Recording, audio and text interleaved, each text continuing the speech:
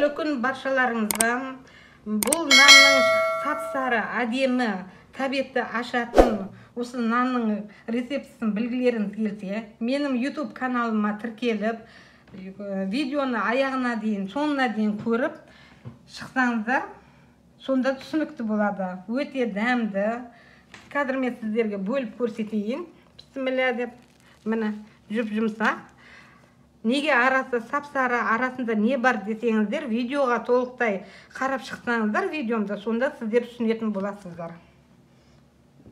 Бізге керек ингредиенттерді мен қазір сіздерге таныстырып өтемін. Әуелі бізге керек болатын осы ақ ұнымыз, высший сортты алдым мен 1,5 кило.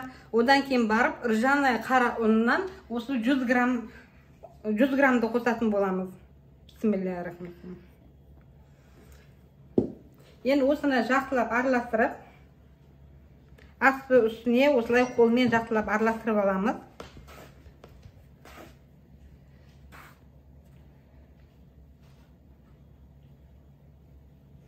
Одан кейін барып, қантымызды саламыз, бір ас қасық.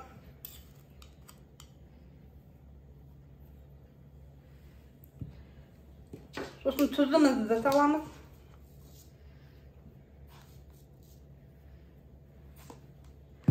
Сосын ашытқымызды саламыз.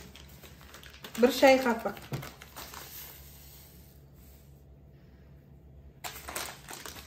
Енді бұдан кейін тағы да жақсылап қолмен араластырып аламыз.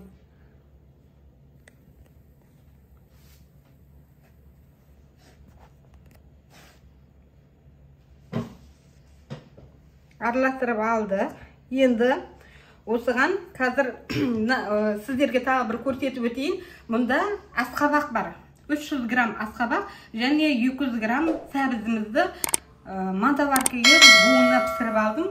Қазір дайын тұр. Енді осыны блендерден өткізіп, осы нанымызға қосатын боламыз. Қазір блендермен езіп аламыз.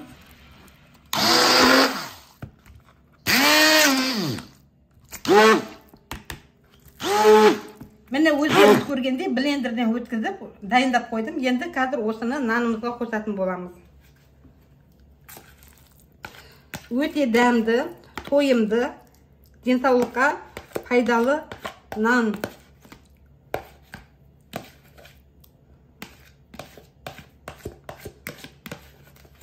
Оның мөлшерін өздеріңіз білесіздер. Мен негізі 1,5 кило алдым.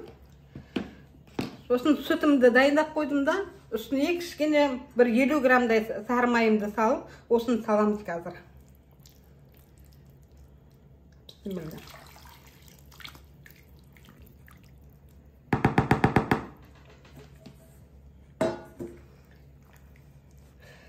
Сүтіміз жылы болу керек. Бұл енді сүтіміз жетіңкіремеген кезде жаңағы қайнаған суымызды жылы күйінше нанымызға салып, нанымызға құйып, нан ашыта береміз. Мені дайындап қойған 400 мл суым дайын. Жылы су. Ал енді бісміллә деп нанымызды аштық.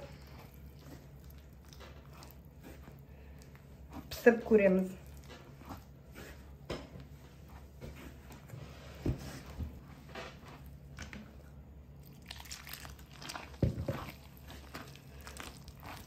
Нанымыз жұмсақ болу керек. Илегенде.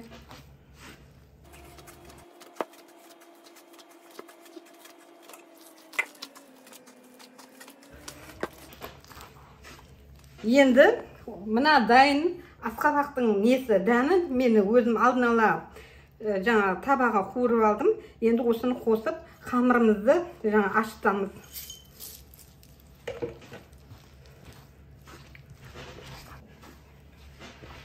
Егер сіздер аппақ ақ ұнға жаңағы нандарыңызды осылай асқабақпен, сосын сәбізбен ашытатын болсаңыздар, өте сап-сары болып кетеді. Сондықтан ржаный ұннан, жаңағы қара ұннан бір 100 граммдай қосып, осы нандарыңызды ашытқаныңыздар өте дәмді болады. Біздің үйдегілер осыны жақсы көреді, сүйсін жейді нанды.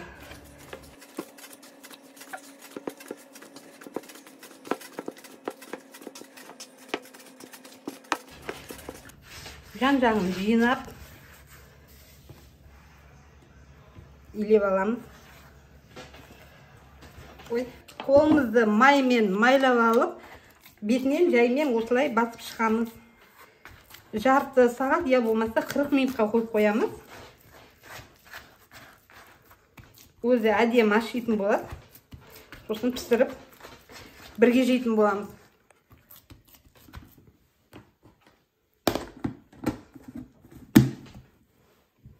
Бісміллә деп қақпағымызды ашамыз. Көтеріліп дайын тұр екен. Енді қолымызды жақтылап майлап аламыз. Өйткені қара ұн болғаннан кейін қолға жабысқыш келеді. Нанды пісіріп